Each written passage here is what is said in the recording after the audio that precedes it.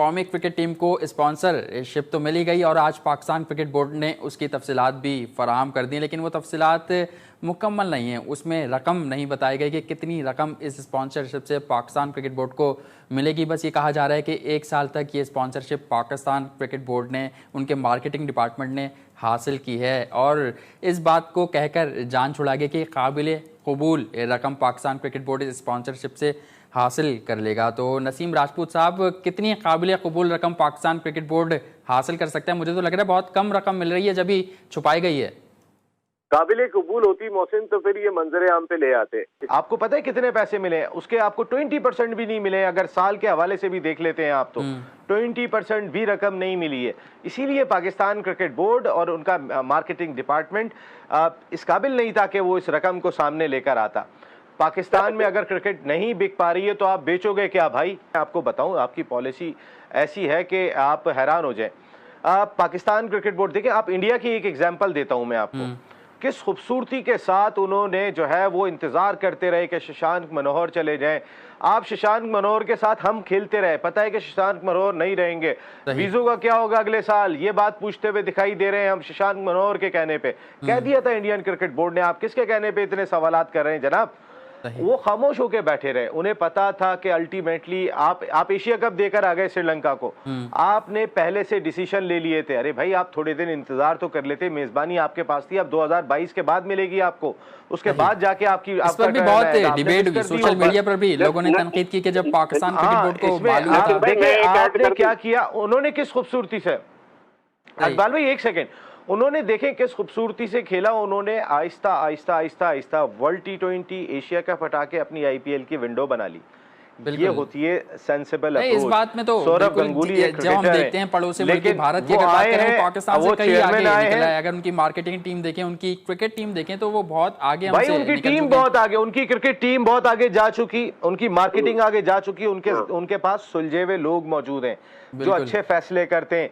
वो अपनी लीग बचाने में कामयाब हो गए। अब रह जाएंगे दुबई, ठीक है, अगर मुंबई में, दिल्ली में सूरत हाल कोरोना वायरस की खतरनाक होगी, वो $475 मिलियन मिस नहीं करेंगे, वो जाके दुबई में करा। इस वक्त मसाइल जरूर थे लेकिन इतने भी मसाइल नहीं थे। असल में क्या कि हड हरामी है आपके मार्केटिंग डिपार्टमेंट की। ठंडे कमरों में बैठ के डिसीजन लेते हैं, एक कंपनी आ जाती है उसी को भेज देते हैं।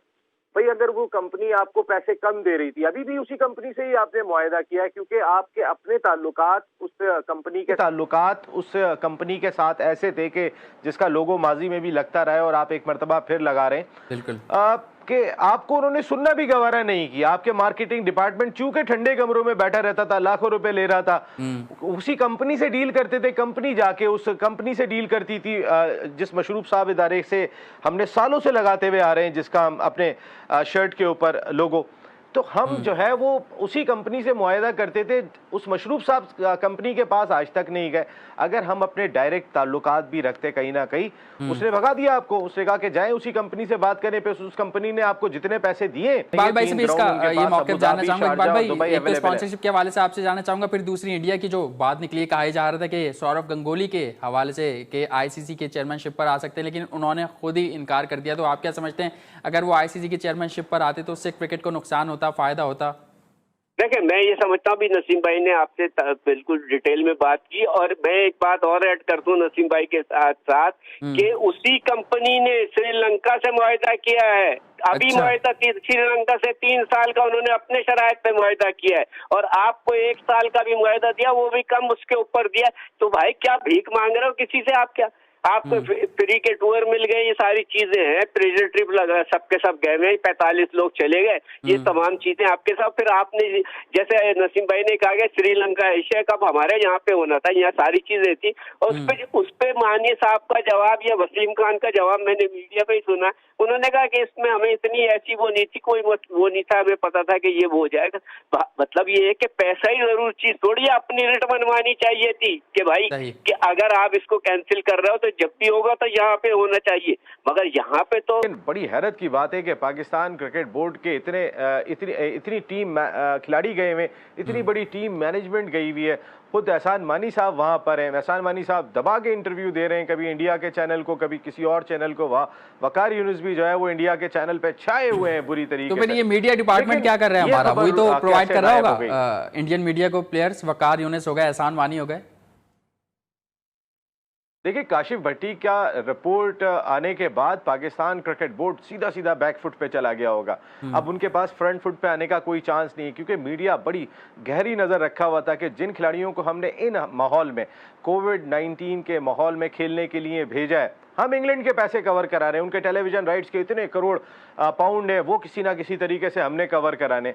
अबे भाई, हमें क्या कवर कर रहे हो ये तो बता दो हमें। तो ना हमारे खिलाड़ियों को कोई कवर किया आपने, ना हमें कोई सीरीज दी है। हमारे क्रिकेट बोर्ड के ऑफिशियल ने इस सिलसिले में कोई फैसला नहीं किया। काशिफ भट्टी के मामले में पाकिस्तान क्रिकेट बोर्ड मोहसिन लाजमी तौर पे बैकफुट पे चला गया होगा कि ये खबर अगर बाहर निकल गई, मेरे ख्याल है सबको कस्में देना शुरू कर दी होंगी, ये खबर बाहर नहीं जानी चाहिए।